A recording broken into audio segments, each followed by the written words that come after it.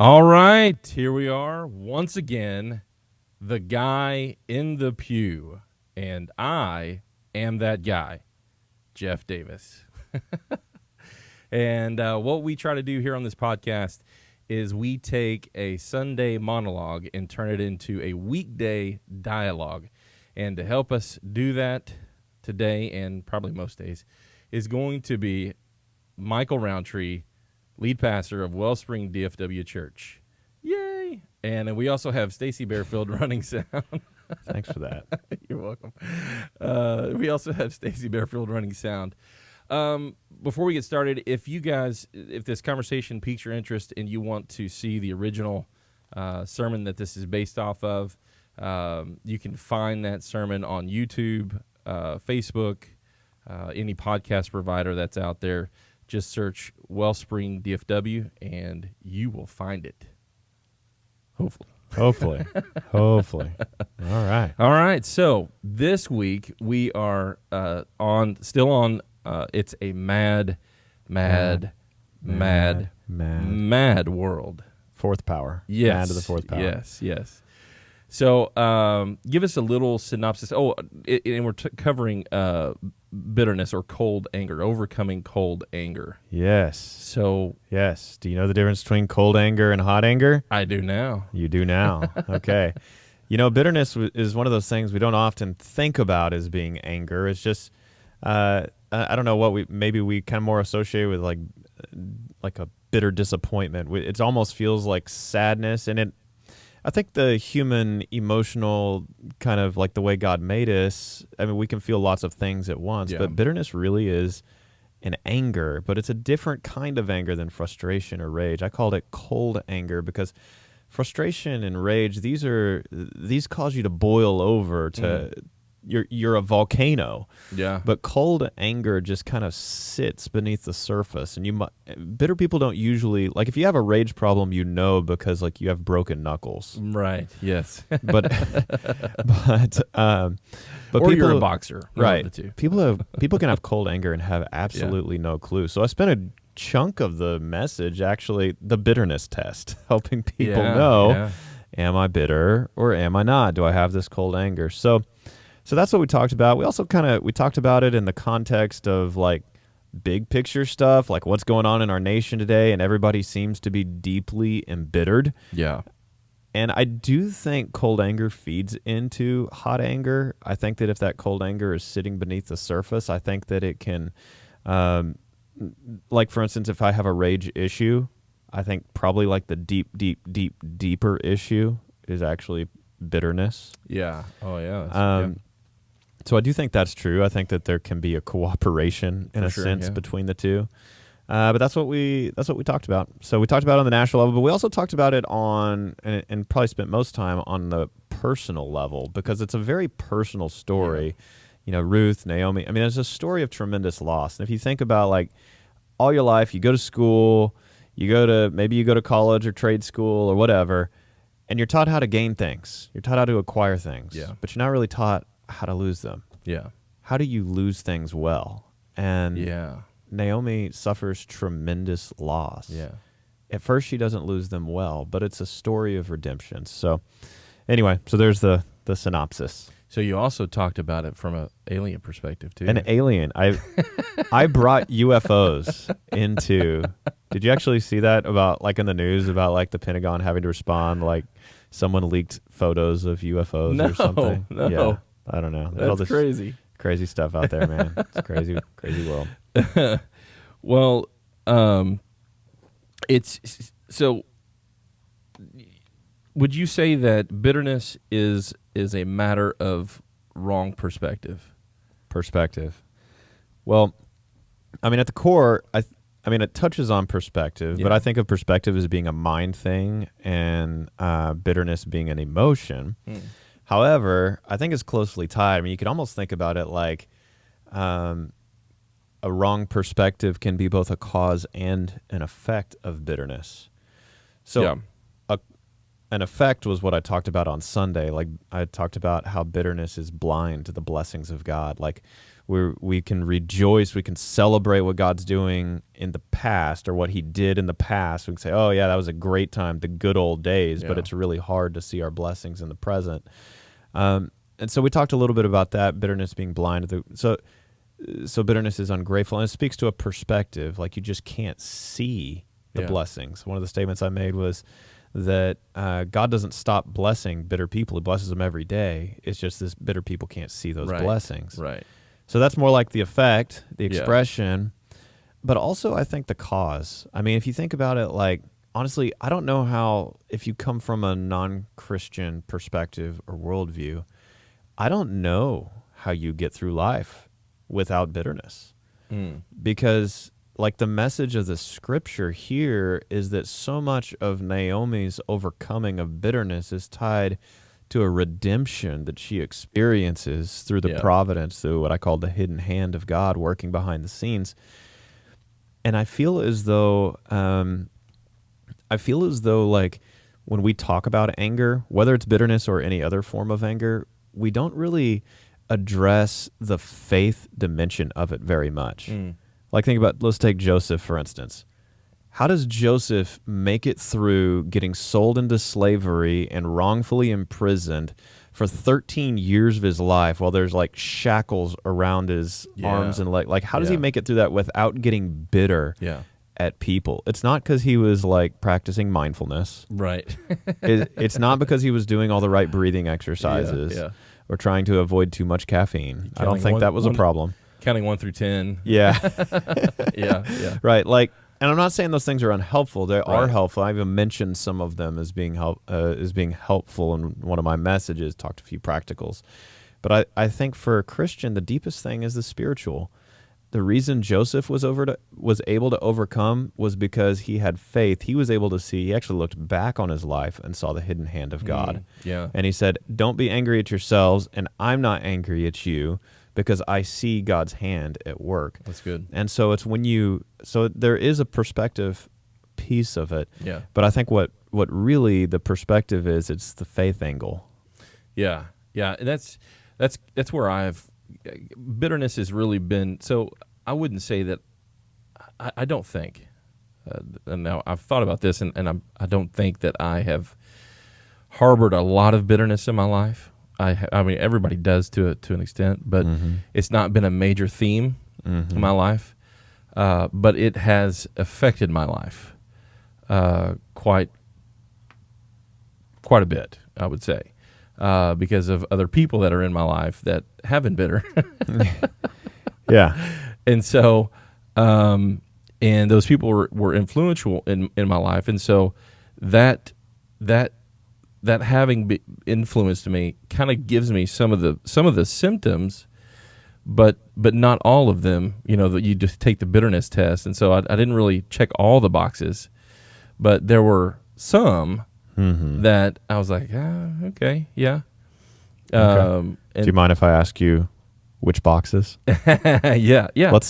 Let's get vulnerable. Yeah, right. So the three ways is comparing your pain to somebody else. This is the bitterness test, so you all can take a bitterness test really quick. Bitterness compares its pain to others. Yeah. Right. So Susie doesn't have to suffer what I'm suffering. This isn't fair kind of deal. I don't really do that so much. Okay. I would tend to be more on the jealous side. I've dealt with that in my life. But not jealous of blessings, but not bitter. Okay. Right. Okay. Not jealous of pain. Right. Okay. And then bitterness lets pain become our identity. Yeah. I don't think that I've really taken the pain that I've gone through as an identity. I don't think that I've done that. I think that I always felt it and tried to struggle with it and try to figure out, why, and get down to the bottom of what it's all about. But I don't think I really held it as an identity. But you talk about the third one, bitterness is blind to the present blessings. That is definitely something, and and I would say that's the lasting effect on me from someone else that struggles with bitterness. So are you saying that you feel like their bitterness kind of had an effect on you feeling bitter? Yeah. Yeah. Okay. Yeah. That's interesting. And I think maybe in this anger series somewhere in this podcast, we've talked about the effect of angry people on us. I don't know if we have for sure. Maybe that was just me and you talking at some point. But anyway, there is a proverb, and I wish I could remember what that proverb was. But it basically says, this is the Michael Rowntree paraphrase, don't hang out with a bunch of hotheads or you'll get angry yourself. Yeah. And so now that's, again, a little variation of an expression of anger, but the same principle holds true. And this is a principle in the Proverbs 13:20. He who walks with the wise grows wise, but a companion of fools suffers harm. Yeah. We all become like the people we hang out with. And so if, even to come on to talk about like the political embitteredness. Yeah. Okay. If like my 5 best friends are raging, angry Republicans or raging, angry Democrats, it doesn't really matter. Raging, angry politically, whatever. Yeah. It's going to be hard for that not to affect me. Yeah. For sure. And the same goes for any kind of, if we're surrounded by people who are just kind of constantly complaining, constantly talking about the negative, it's going to be real hard for that to not have an effect on us. And that's really that would probably be the lasting effect that it had on me, was that I couldn't see the current blessings. I was always seeing the bad thing, the negative side of life, the bad things, and that sort of thing. And so, once I became aware of that, I mean, that's something that I still struggle with. But once I became aware of that, I try to have an attitude of gratitude. Oh, wow, that's good, man. You made that up. Yeah, that's definitely me. Yeah, it's never been said before.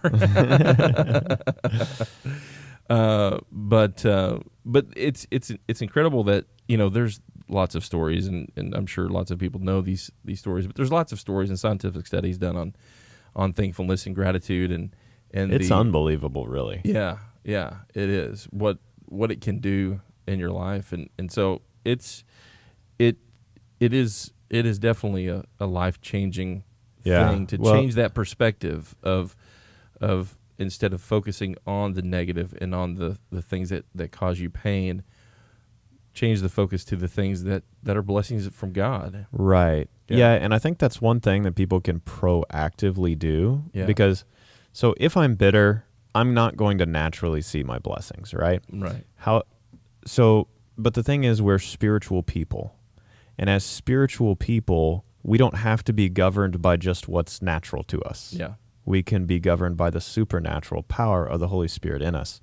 And so by that power, even if I'm bitter, and even if it's not natural for me to see my blessings, I can choose to be grateful. Yeah. That's why the Apostle Paul can say in 1 Thessalonians chapter 5, rejoice always, pray without ceasing, give thanks in all circumstances. Always celebrate, always pray, always give thanks in all circumstances. Not necessarily for all circumstances, but in all circumstances. Yeah. Because at any given moment, there's something you can be grateful for. I press my kids on this. We do like a around the dinner table. So it's a really good practice, actually. It really builds family conversation well. And I do it to teach my kids how to pray. But we do, tell me one thing that you were stressed about today and one thing you were grateful for today. Yeah, that's good. And so we do that. We go around and we have good conversation, and it teaches them how to pray, because that's like that. Now you can just do that. Tell God. You just told us. Tell God what you're stressed about and ask for His help. Tell Him what you're thankful for. But where I was going with that is, I will allow them to not have a stressor for the day.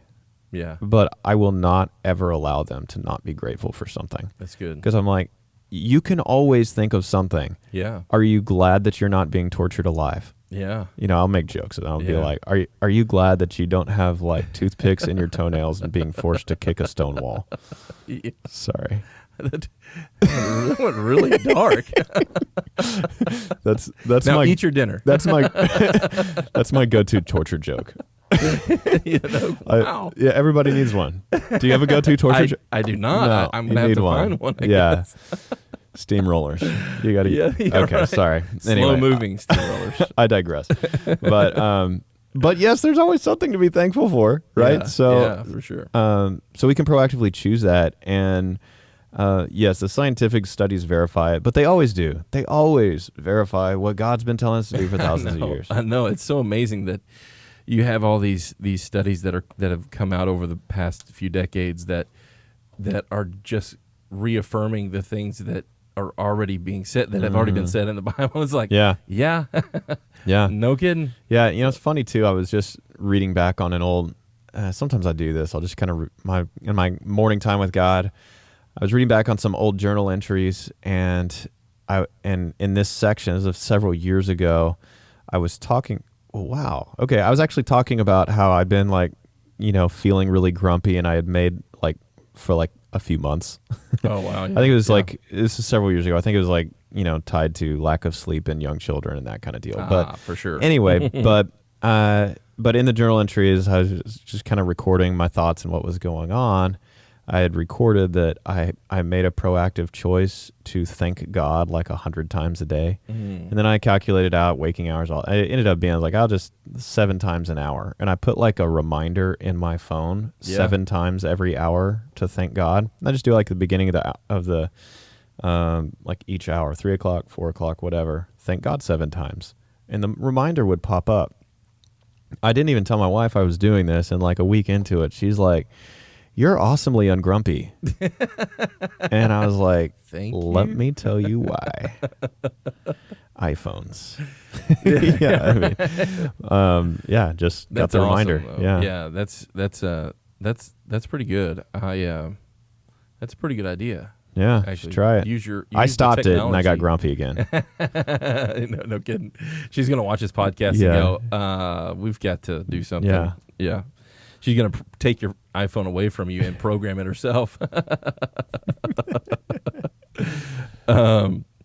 So one thing you said on Sunday, the way you said it, and we were talking about this before, that the previous week you had said something about Batman, but the way that you said something this week reminded me of Batman, the way you said it. And I was like, oh, yeah, Batman was bitter. He'd have to be bitter. I have no idea what I said that reminded you of that, but I don't either, honestly. I'm glad I'm sparking deep spiritual thoughts when I preach. No kidding. Yes, a whole comic book went through my. No, I'm playing. Yeah. But his parents were killed when he was a young boy. They were coming out of the theater, and by a robber, and they were shot dead in the street. And then I can't remember the whole story, but I think he was raised basically by his butler. And so then that whole thing basically sets him on the path to become Batman, and where he takes vengeance out on all criminals. Right. So okay. I don't know. I kind of think. So you feel like Batman was bitter? Yeah. Okay. Yeah, I think so. Now I'm really glad I sparked that thought in you. Yeah. Yeah, that is a deep theological discussion there. Yeah. But the thing about the second thing that lets pain become your identity, that I think is a huge thing. We've talked about that a little bit already, but about me personally. But I think that's a huge sticking point. I think that people that are in this deal, this bitterness, probably, I would think another symptom would be that they feel stuck, because that's kind of the impression that I got from Sunday, is that you are kind of always looking back. You're not thankful for what you have today because you don't see it, and you're kind of stuck in that pain of whatever it was. Right. Yeah, absolutely. Well, I think that it's real easy. I mean, we've all heard that statement, "You are what you think about." Yeah, you know? yeah. And if I wake up every morning thinking, well, I'm a failure. Now, it probably doesn't come to me like that, but let's imagine it's more like, oh my gosh, I'm so far behind, I'm not going to get it all done. Yeah. Once again, I'm not going to get it all done. Okay, well, I got to work really hard. I'm gonna just try to get it all done. And then if I get it all done enough days in a row, maybe I can claw out of this sort of not successful state I've been in, and then eventually I will be validated. And all of that now, no, it's not like Naomi did, where she called herself Mara and literally changed her name. Right. Yeah. But it's somebody who's operating within the background of their mind, I'm a failure. Yeah. Yeah. The same could be, like if somebody, now I've heard people say like a handicapped person and talk about this before, like a feeling like every time I go into a social situation, I'm thinking I'm the guy with the wheelchair. Yeah. Yeah. Or maybe it's a small group and, it's like you have an addiction past or maybe present. I'm the guy with the addiction, Yeah, whatever. yeah. We tend to identify with those things, really those things that knock us off our course. I guess the statement that I made was, you're not defined by that thing, by the thing that derailed you. You're defined by the one who designed you. Yeah. And so I think that we tend to do that. And what you said Sunday, actually, you were talking about yourself, and you were talking about a time that you were having a conversation with your wife Alicia, and you basically said, well, something to the effect that, well, this is typical for Michael Roundtree's life, or something along those lines, right? And that when you said that, I was like, man, I've heard that 1,000 times, and like in your own life or just from other people. Sporadically in my own life. I'm really trying to make you confess your sins on the show. That's really the goal. What's the darkest secret in your life, Jeff? I lied. Wow. Holy guy in the pew. No. But it's rooted in somebody else. So the thought is rooted from someone else, that they always said it. And then and I've sporadically repeated that in my life, and when I say it, I'm like, I don't know. Yeah, no. That's sort of the sarcastic self-talk. Yeah. Fortunately, I have a wife who, like, she's a straight shooter, man. Yeah. She does not stand for literally 1 second of pity party. Wow. I said that, and she's like, "Don't say that crap. That's stupid." And I'm like, "I love you." That's awesome. I mean, she's kind and compassionate and loving. Don't get me wrong, but she'll tell it like it is. That's good. That's good. I like that. Her mom says she was born with an opinion. So. I'm getting contact from our offstage tech support. What is it? Do we have a question? We do have a question. Yay! This one says, "What is a good way for us to interact with people who are living in the bitterness stage of life? It's hard to be like Jesus to the chronic that's a good question. Eeyores in our life." Yeah, that's a good question. Such a good question. Yeah, it is. I wish I'd have thought of that question. I would say immediately go to them and say, "Where you go, I will go. Where you die, I will die. Where you were buried, I will be buried. Right. Your God will be my God."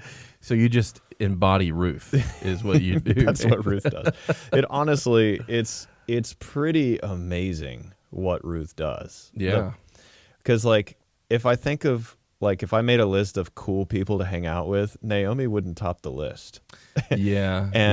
And that's the thing, is this person who asked this question, the Eeyores in our lives, they don't top the list of fun people to, like, hey, you want to go to a Rangers game? They're not the ones you want to go with. Yeah. So I think that's a really tough question. What would you say? Start with you. How do you relate to the Eeyores in your life? Because you've had a lot of them, apparently. Yeah. You really want to know? I don't know. Up to this point, tell us what the right thing to do is, not just what you do. What I do, yeah. The right thing, that's a tough one. Aside from the church answer is pray for them, obviously. And the answer is always Jesus. Aside from that, I would say just try to stick in there and befriend them and help them see the positive sides. But that's what you probably should do. But in life, that is tougher to do than it is said. because if somebody is really entrenched in bitterness, that doing that could potentially end you in a heated argument or discussion or something along those lines. I feel conflicted on my answer because I really want to say, like, what I want to say is just like, looking at that proverb, for instance, which talks about don't surround yourself with angry people or you'll become like them. And if I have like a circle of friends that are all Eeyore and angry and bitter, is it going to have an effect on me? I'd say, well, another proverb, guard your heart. It is the wellspring of life. I want to say, like, you don't have to be besties with that person. Right. Encourage them when you're around them. Be kind to them. But, opening your heart to a bitter person can sometimes backfire. And that's what I want to say. Yeah. Which is based on observation and based on a few, a few Bible verses. But this is kind of how the Bible is. It doesn't always give us the answer. And so when I look at Ruth, if she followed my advice, wouldn't have had the incredible experience that she had, and Naomi wouldn't have been transformed. And so I think a question that we have to ask ourselves is, am I called to this relationship, and to what degree am I called to this relationship? That's good. There was a season in my life when I felt like I was called to a Naomi, and I knew it. I knew the person was a Naomi, and I tried to be aware of it, try not to let the kind of critical bitterness kind of come over me, those kind of things. And I was very, very faithful. But there also came a season when that shifted. And part of it was because of some mistreatment from that person. It was like just the manifestations of that bitterness just becoming toxic and unhealthy. Even in Naomi, while she was bitter, I think that it was this mixture. She did have faith. She did go back to the promised land because she heard that God had provided bread there. Right. And she started to actually experience a transformation, started to come out of it in chapter 3, when prior to, all she can think about is herself, it seems like. And then in chapter 3, she's actually helping Ruth concoct this sort of harebrained scheme for proposing to Boaz, which is just kind of a wild story. Yeah. But, so I would just say, ask the Lord that. And there's not a perfect answer to it. Yeah. I think sometimes God calls us to bitter people. Yeah. And I think sometimes he calls us to guard our hearts. Another example I think of is King David and his mighty men. I want to say 1 Samuel 22 is the story about the men from the cave of Adullam.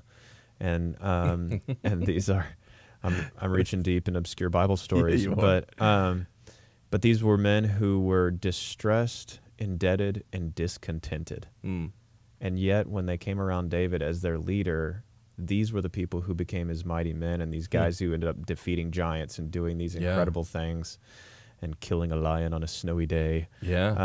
So it's in there. Yeah. So anyway. In a bit.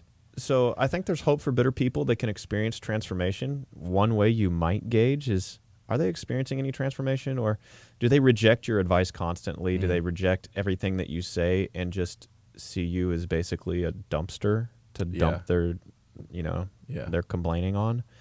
And so a healthy relationship is not being a doormat or being a dumpster. If that happens over and over, that might be a sign that the Lord's shifting you. You say that, and so the first thing I want to say is, so once again, it's about relationship. And it's not black and white. Yeah. So, well, first, relationship with God. Yeah, that's what I'm saying. Right. Yeah, and letting that guide how we interact with people. Yeah.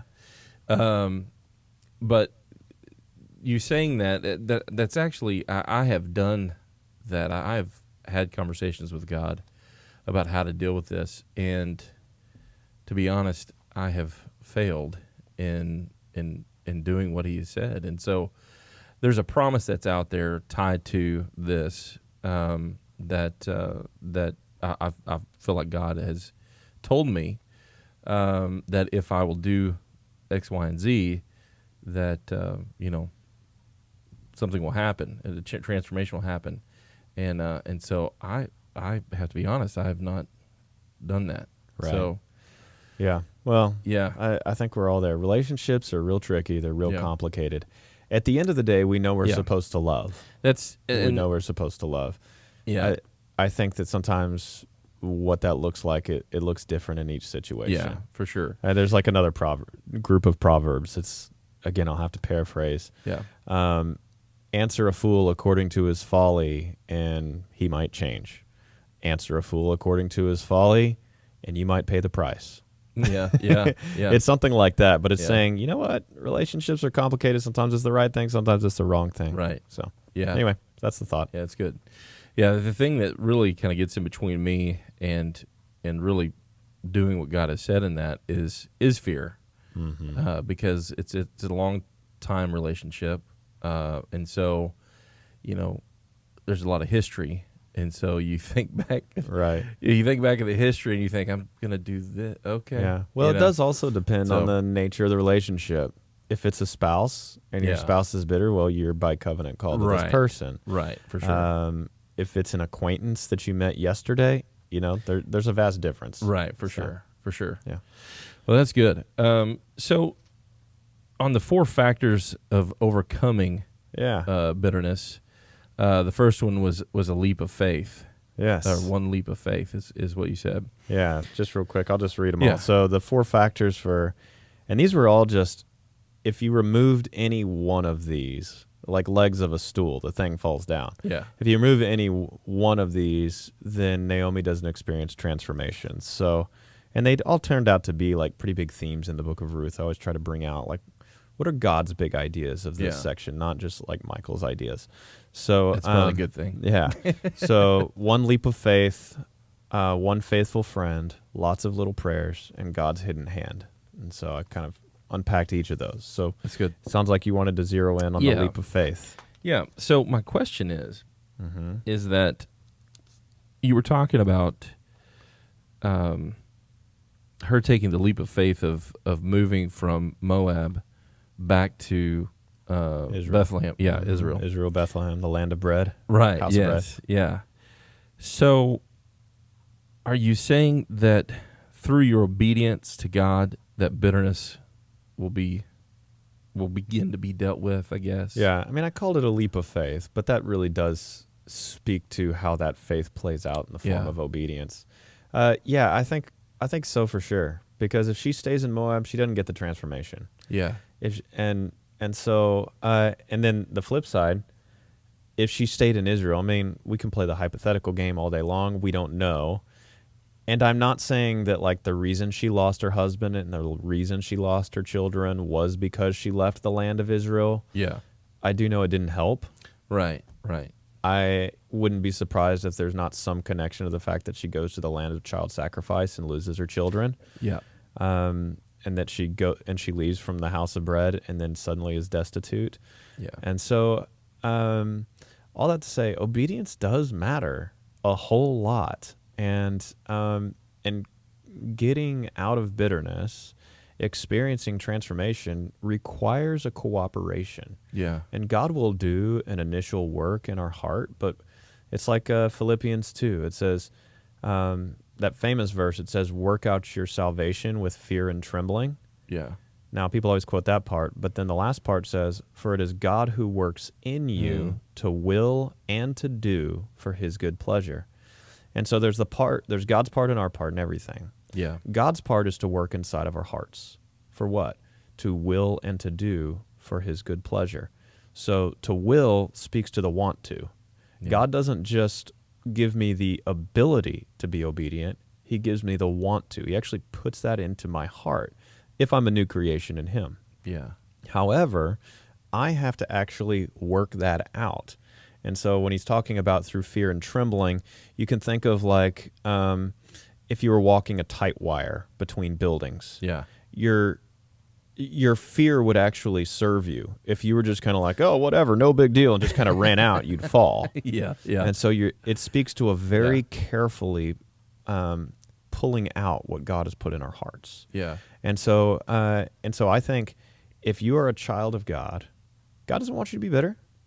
And so he puts in you the ability to will and to do. He puts into you a want to. Probably all of our listeners have that want to right now. Yeah. He also gives you the power, but you have to very carefully work that out. So our obedience is very important as part of the transformation. I won't say the obedience is the transformation. I would say that it's a very important step in the transformation because it really takes patterns, it takes habits to really become a part of my lifestyle. So it's really about the direction in which you're going.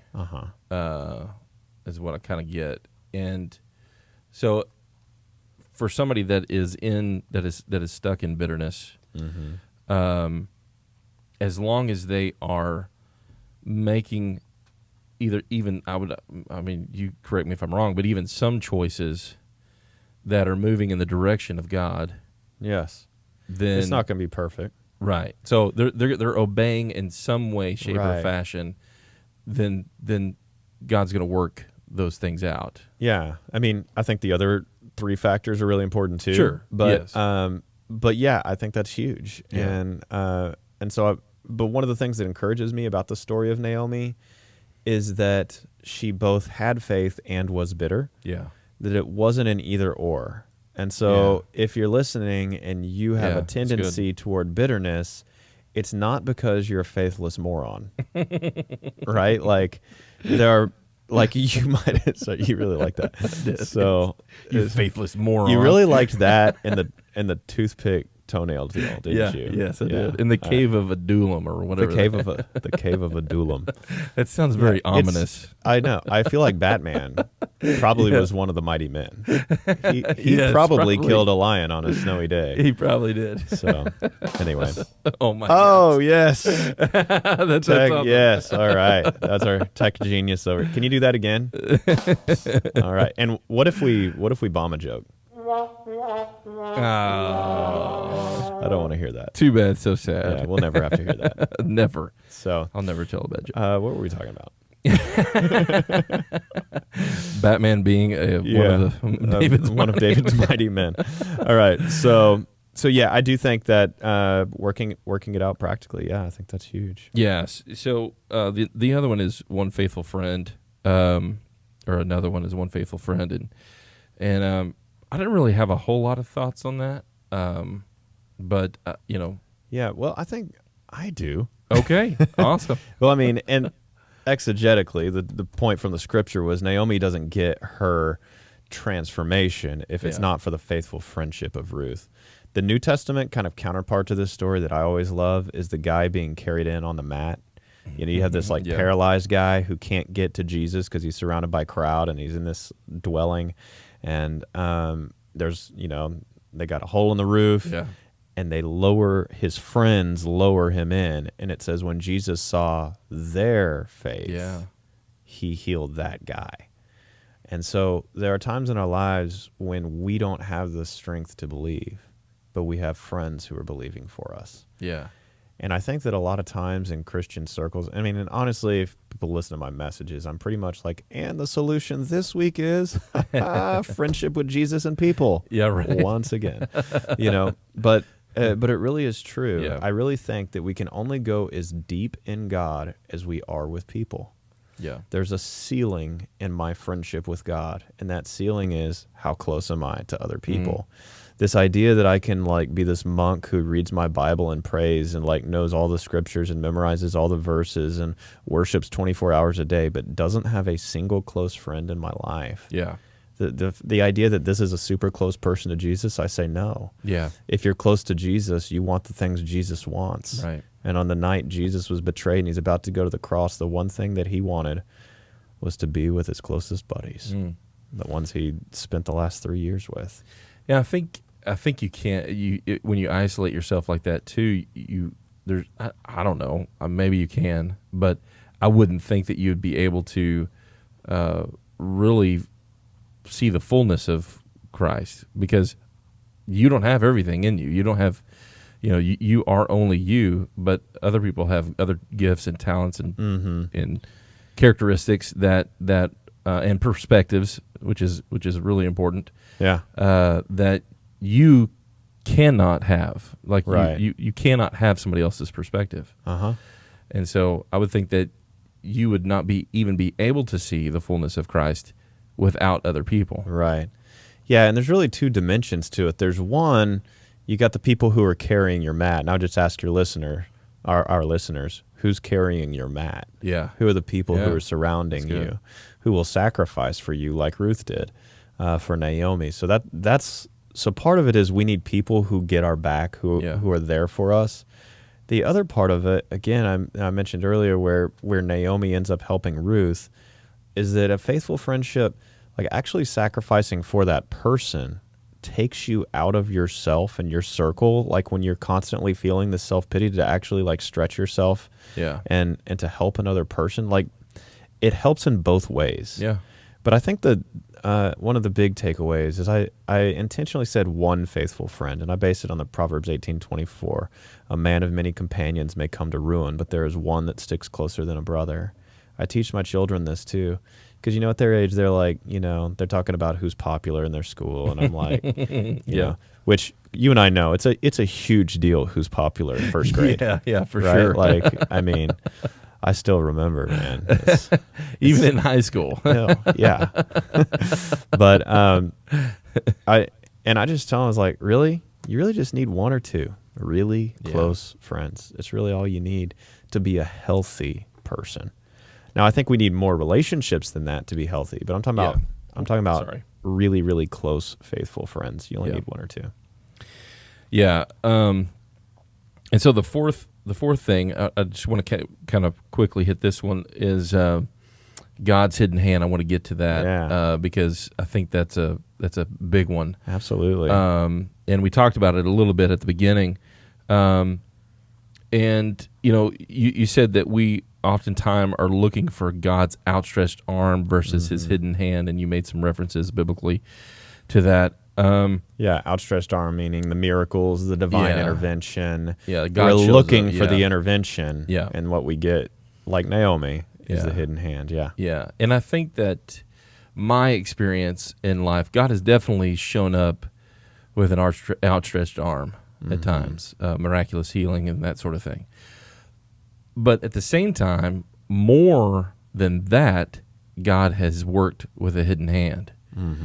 And I think this is good for young people, because I know when I was in my even teenage years, thinking about life and wanting to get life started and that sort of thing, and you're kind of anxious and excited, and you have all these emotions about life and the future ahead, but it kind of you lose sight of it goes back to perspective as well. You lose sight of the fact that God is in control, and right. You kind of take away the trust from God, and then think about how you are going to make all this happen. How are you going to get married? How are you going to find that, and then have children, and then a job, and the whole nine yards. So then it's not even about his hidden hand or his outstretched arm. It's really just about your hand. Yeah, that's right. That's right. It's about you just doing it. Yeah. Yeah. But you at the same time want God to show up and with his outstretched arm and deliver a miraculous this beautiful man or woman from heaven, and this is the person, the halo on the head, or something, this sign, or some miraculous intervention of God to point you in the right direction. And my experience is that is not how life is works out. Right. Yeah, I think that there's a danger on both sides. Like, there are some people who are like, okay, so like, let's take when I first started believing that God does miracles today, that God will heal people today, that he'll speak into our present situation, and these kind of things, where I started to take this approach that God really does these divine interventions. It's not just the hidden hand.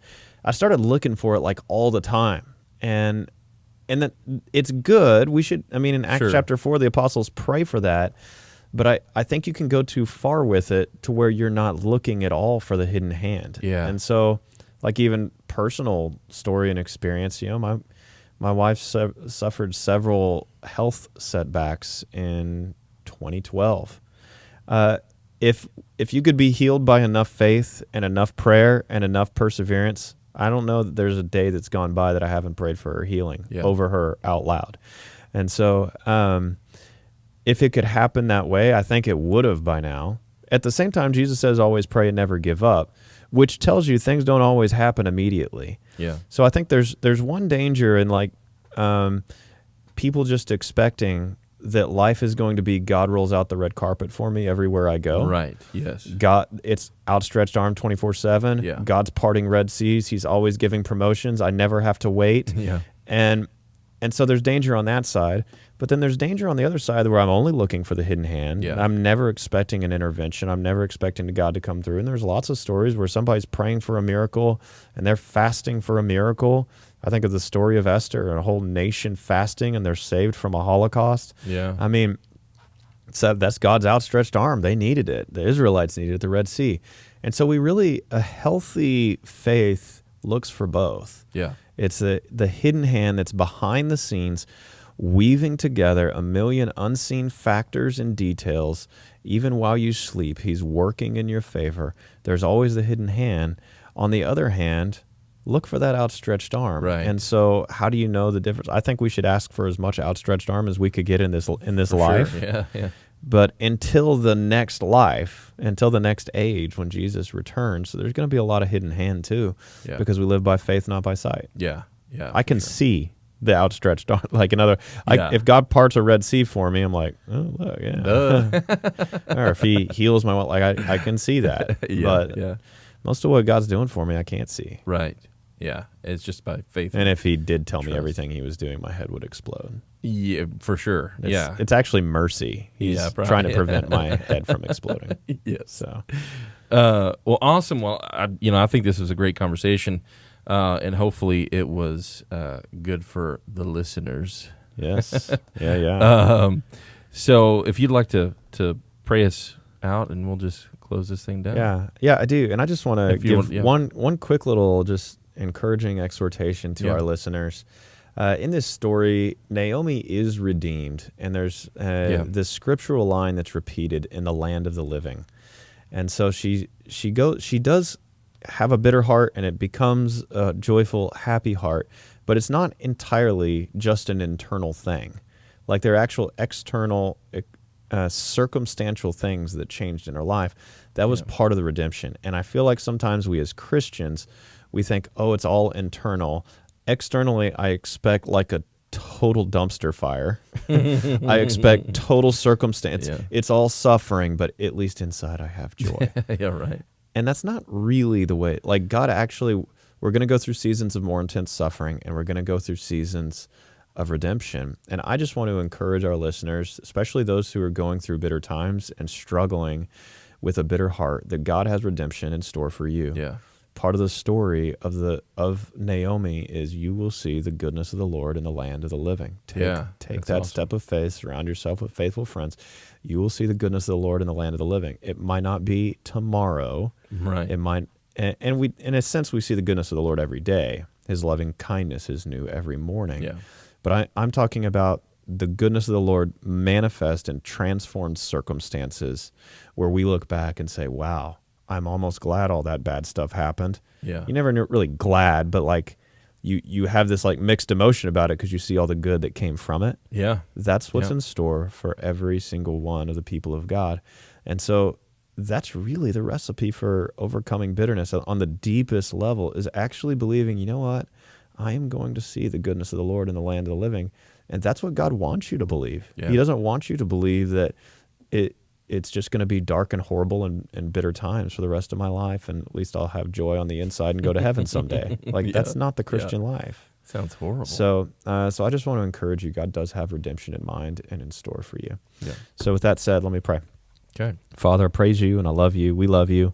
We thank you for this time. We thank you for your son, Jesus, whom you gave for us on the cross, who was crucified, paid for our sins, rose again 3 days later, and gave us new life, eternal life, starting now, lasting forever. We thank you for these things. And God, I pray for each person that's listening. Father, whatever pain we're suffering right now, I pray for the redemption of that pain. I pray, Lord, that we would see the goodness of the Lord in the land of the living. I pray that you would take the darkness that we see around us, and I pray that by faith that you would fill our eyes with light, and that we would see the light, and that we would see the goodness of the Lord. And Father, I pray that you would help us to overcome bitterness. I pray that you would surround us with faithful friends for those who don't have them. I pray, Lord, that you would give them. And most of all, help us to be a faithful friend. Yes. And most of all, actually, even more than that, help us to be faithful friends of Jesus and to experience actively your faithful friendship in our lives as we walk with you.